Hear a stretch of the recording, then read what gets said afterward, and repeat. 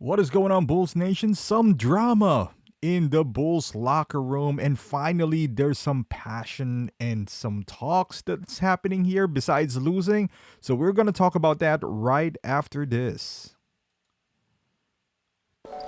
Let's talk about one of the most iconic basketball teams in the world. You're listening to Chicago Bulls Nation. All right, Bulls Nation, believe it or not, and a lot of people, you go to Twitter, they're saying, oh, blow it up, this team is a hot mess and all that stuff. I actually like what happened. Finally, somebody stepped up, or, a bunch of people stepped up and said what needs to be said. Finally, some balls and passion being shown by the Bulls players. I love it. And I apparently it came from Goran. For those who doesn't know, there's reports that there's a big blow up in the Bulls locker room in the halftime of the Minnesota Timberwolves, blowout win against the Bulls. And rightfully so. I would say about that, it's about damn time. It's about time. You gotta have some pride. And finally, Goran and we're speculating who were the players, because the reports were it was directed towards Zach LaVine. And rightfully so. It's not all his fault, but you watch him out there. It was horrible to watch. Like, dude, what are you doing? I keep on saying this about the step back three-pointer, the lack of basketball IQ, missing defensive matchups, and it would get to your teammates. But, we said it before. It looks like they like each other. They're casual, they're nice, but finally at some point there needs to be a breaking point.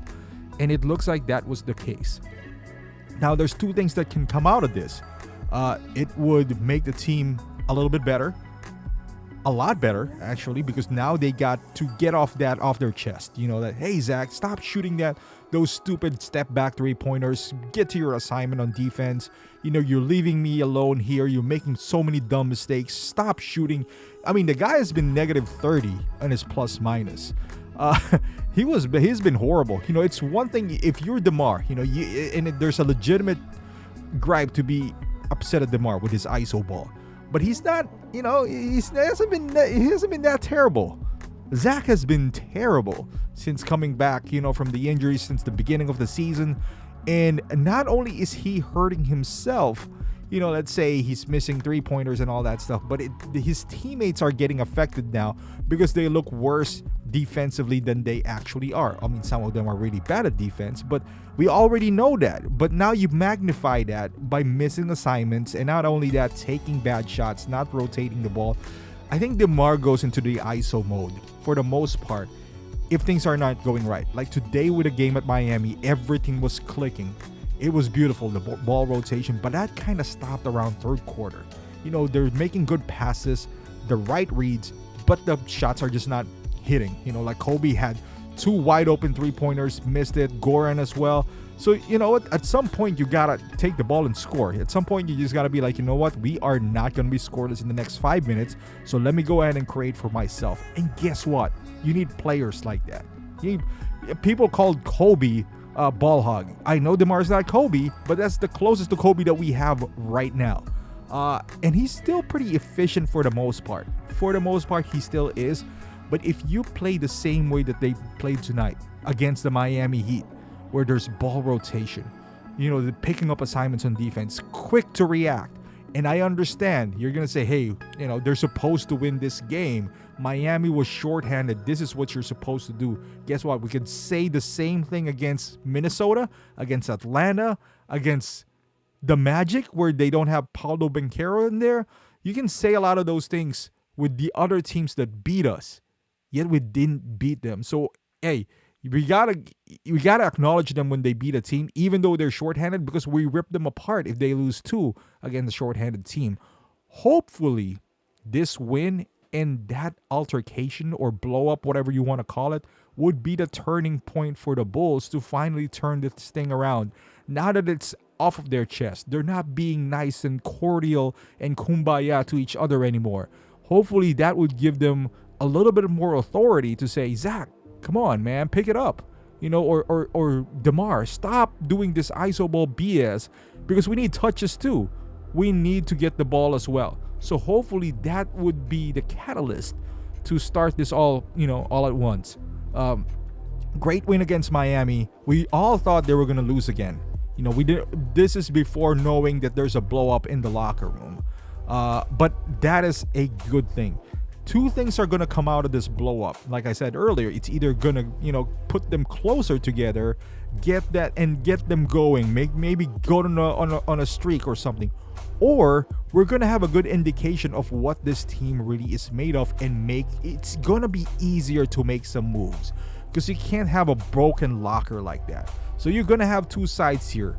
Either you're going to be pro Zach or, anti Zach. Either you trade Zach LaVine or you trade the pieces around Zach LaVine that doesn't mesh with him. If I was the GM, I would be more inclined to trade Zach LaVine, because he has the best value out of those guys right now. Because if you keep Zach LaVine on your roster, for example, and you cater to him, and bearing any attitude aside, we don't know who's right or wrong, although I'm kind of pretty sure that Goran and Alex Caruso and Vucevic, because that's the reports, that you can see them barking at LaVine on that game against Minnesota. Even if, attitude aside, you keep Zach LaVine. We know he's not the man. We know why we signed him for $250, because we have to. He's an asset that you can't let him walk away. So now cash in on that asset if I was the Bulls. And if this is really happening, I'll ride a tide with DeMar and Vooch, because it's easier to have a complete rebuild around those guys. DeMar is going to expire after next year. Vooch is going to expire after this year.